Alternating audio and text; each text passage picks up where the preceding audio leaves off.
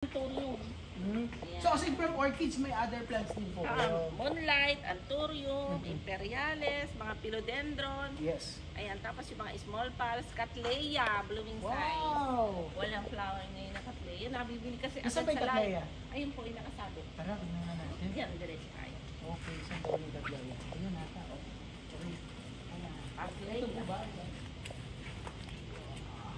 Yan, blooming size. Ayan. Yung huwag dito. Okay. Saan? Yan, may lumawi ka kasi. Ito. Ito. Ayan, yung pangalawa. Yung malagaw, ayan. Ito. Yeah. Okay. Pag sinabing Cattleya kasi, ang nalalaman ko pag Cattleya, notebook. Cattleya notebook.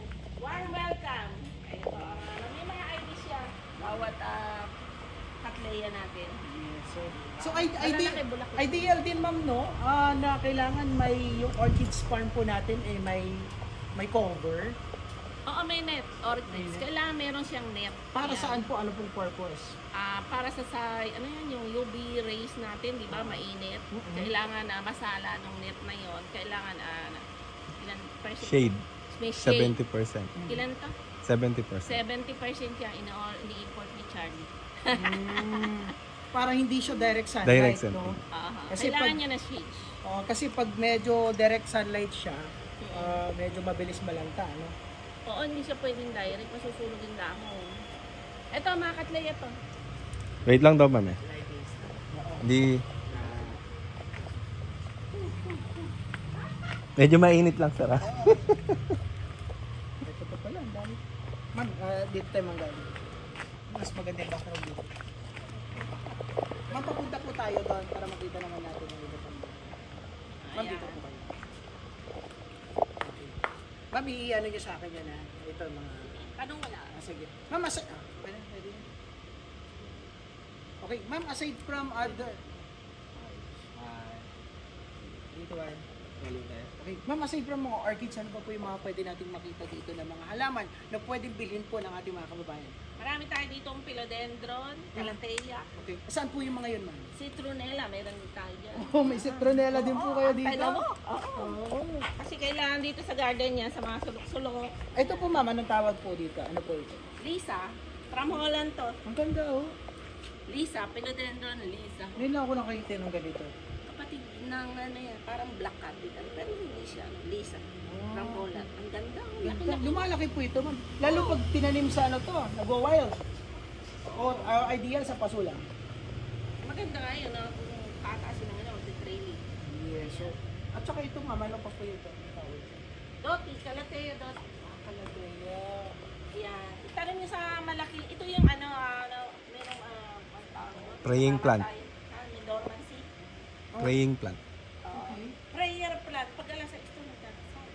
Ano? Ito may tatlo? Oo, pag dumaan ka dyan, nakatayo lahat ng dahon nila. Kaya dito ko nilagay. Pag alas 6 yun. Maganda. Nakatayo lahat yung dahon mo. Pag 6 p.m. 6 p.m. Prayer plant. Sumasabay sa ano yan. May ganun din po pala, no? Kala ko tao lang yung nagpipray. Pati halaman. Pati yung halaman yan. din. Yan. So, Mapakaganda. yes, so, tara po, dito medyo mainit. Ano naman po ito, ma'am? Hoya. Carry. Hoya carry. Mabango bulaklak na. Magkakano naman po ito, ma'am? 350. Ayan, parang ako na yung binibenta ni 3 for 1,000. No, di ba? Ayan. So siguro it's better na para na doon dami kasi mga halaman dito. It's better na you visit their farm para makapamili po kayo ng mga halaman na gusto nyong bilhin at ilagay po sa inyong mga bahay. Yung presyo naman dito hindi naman ganun kataasan. Nag-start from 175, siguro pinakamataas parang wala pa sa 1,000, no? Oo. O less than kasi 850 lang yung kanina eh. 850. Ayun. Yung mga 100 yung mga ma'am eh. At Mga saka 100 natin meron din. siguro may promo din po kayo pag marami yung nabili nila. Oo, binibigyan ko. Ayos. Sa 6 banda, meron kang free plants. Moonlight. Kahit ano, mamili sila. Bonsel, soilless, plants. Ayan, marami po tayong freebies.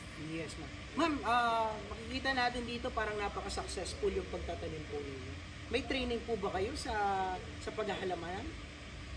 Training sa iba. Opo, I mean, nag-train po ba kayo? Tinuro ba nila sa inyo or by hobby lang? Una, hobby. Pangalawa, nagsisearch ako, nag-aaral ako sa sarili ko. Okay. experience sa mga kaibigan kong may farm din. Mm-mm. Before ako nag-farm, nag-o-observe ako, pinag-aaralan ko lahat yan. Ano yan, ano yan. And then sa packing area natin, sa packing system, how to pack. Sa pag-LDC, pinag-aralan din namin ang trial and error. Soilless. Ayan, may soilless din tayo sa potting mix. Yes. Pinag-aralan din natin yan hanggang sa matutunan natin yung soilless potting mix. So, Si ibig, Ate Donna yan. so, ibig sabihin, ma'am, ano, parang hindi po madali. No? Ay, una akala ko yung potting mix, kabundong pa lang, hindi pala. Iba-iba pala yan. Okay. So that's why we invented the soilless potting mix. Okay. Saan po yun? Meron po ba kayo?